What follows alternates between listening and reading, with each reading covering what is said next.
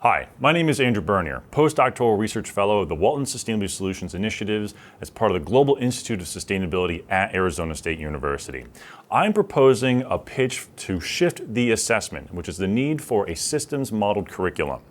And so I want to get into a little bit what is the actual problem at hand. And so most modern education is based off of a rather archaic model based for the Industrial Revolution.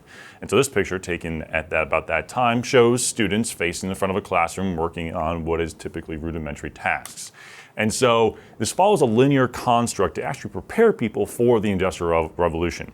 You have the introduction of a concept or skill, then there is some sort of teaching and learning process, so the students will then put together a desired product and outcome. Teacher gives feedback and a grade, and we kind of do it over and over and over again with just new concepts each time, kind of like a conveyor belt. And so a lot of innovation, as we call in the classroom, might be introducing new concepts, but a lot of this, and this is from an international trip I took to Japan, still follows this very same model. And so this model here has this type of linear construct. It's rigid, it's prone to disruption, where you're going to have a lot of singular path concepts that are easy to be broken. And so this also requires a top-down power current, typically an instructor to a student. It's very one-directional in terms of the information flow. Like I said before, a singular path with low capacity, and if a student is unable to take on the rigor at any given point in time, they could fail. And then we see this a lot with students who tend to drop out of school, and also we see this with teachers who are unable to take on the load capacity of expectations of the classroom, and we have teacher burnout. You also generate a lot of waste in education, wasted time, resources, and talent that are spent quite a bit in these models. So I want to approach the opposite of what that might be. So why aren't we modeling education after the economies that we actually want? And so in our concept in sustainability, we're looking more towards a sustainable circular economy, where we actually are recycling materials and inputs and outputs. And so as we transition away from agrarian to industrial to then more knowledge and network-based economies, we need to have curriculum and assessment models that reflect this. And so the question is, what are the skills and knowledges needed to realize this economy shift, and what type of educational setting structures will allow us to do this? And so when we have this opposite of what is now the system structure, opposite of the linear structure. So that gives us flexibility, diversity, resilience. You have mutual input of teacher and student co-creation, multiple paths that you can choose from that give you least resistance, and we eliminate waste as well. And so information must flow through a system, developing resilient people. So which one would you choose? And it's interesting because this actually came to a point in an article not too long ago that came out in ASU Now and this past February 28th, where Michael Crow, president of ASU, and also Governor Ducey had a couple of quotes in this paper where Crow says that the panel he was sitting on, says that the future of work must be flexible and that lifelong learning is the key to empowerment, that technology has irreversibly disrupted the labor market, and now that the nation's education system must change in order to keep up. Ducey even interjected with that we don't know what the jobs in the future are going to be. We've seen so much dramatic change and disruption in this economy in just the last decade. And so basically the universities are going to need to create people who can connect the dots and connect to other people as well. And so I'm going to offer some innovative thoughts for this process. A system must have three different kinds of things: elements, interconnections, and purpose. And so one innovative thing that ASU is doing right now is competencies. And each discipline has competencies. These are like the what must a person know in order to be good in a certain field. And so this list that you hear, just massive, is the competencies that have been identified for sustainability. These are the knowledges, the skills, and the dispositions that a student must have. But how the heck do you actually measure all this besides just assigning each one a number and going through the process over and over and over and over again? It's tough. Now, in order to start actually instructing, you do need to introduce concepts that are applicable for students. So making relationships, and they're easy for teachers to understand as well. One popular way that teachers do grade is rubrics, and this is a dichotomic rubric here. I'm not going to get too much in the process, but basically you can assign a particular value of interconnections based for each competency. You can also categorize different competencies per month as you go on. This is actually would be for a 4-year program, as much of our undergrads had to endure.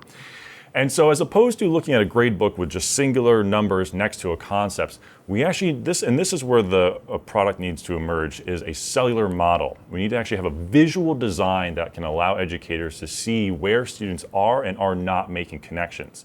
So whereas you have application and research and theoretical constructs that surround perhaps an outer membrane that should be always present, as a student learns content over time, you can actually start to visually see where connections are being made and the strengths of connections as well, as indicated by single, double, and triple bonds. Over the course of time, as a student is introduced to competencies, a curriculum that's modeled after systems can actually show the growth, the strengths of the cell, and you can see the cells populate over time. And so the concept here is that we have content entering this knowledge cell where you see this model emerging. So basic skills and knowledges are becoming visually apparent, and we can actually start to assess the student based off the strengths of connections they are making and not just penalizing them for where they are not. And then students reinforce these relationships through collaborative and community projects that are problem and product based.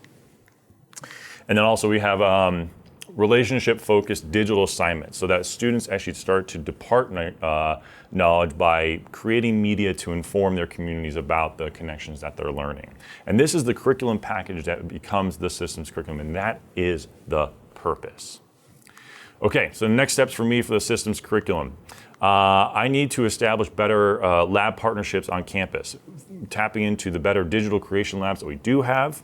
In doing so, then developing the actual computer modeling for instantaneous development. So as soon as there's an input and score put into the system, one of these connections emerges on the model.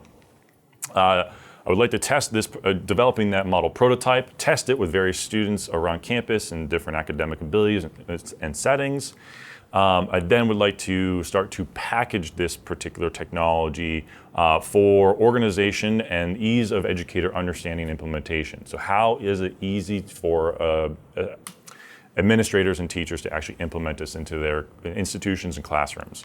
And then the big prize is how cool would it be if a physical model could actually be held in the hands of a student and teacher and to demonstrate this is how the student systems thinks. That can be an incredibly powerful tool to get away from singular-based concept assessment and start looking at the relationship-based understanding we're really pining for our students to actually have and something that ASU is going for. And so the business plan for this particular venture is that the customers are any institution, university, school district, or independent schools. The target specifically would be administrators, faculty support, or curriculum developers. The transactions that would take place, it would be an annual subscription model for the software technology. Support services would be included with the purchase. This would be how to use visual and also reading visual model walkthroughs. This would be free version updates throughout the year.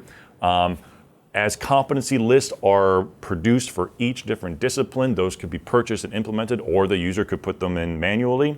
And then, of course, the future option would be the ability to purchase these future model kits as well. The price point that I'd like to start at would be $10 per student a year.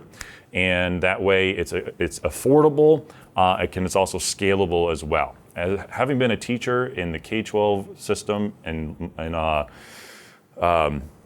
low-income schools for 6 years, and then at the community college and now university level, accessibility to technology and ease of implementation is a high priority for me. And so, I want to close with this quote that we can't solve problems by using the same kind of thinking that we used when we created from Albert Einstein. Thank you so much.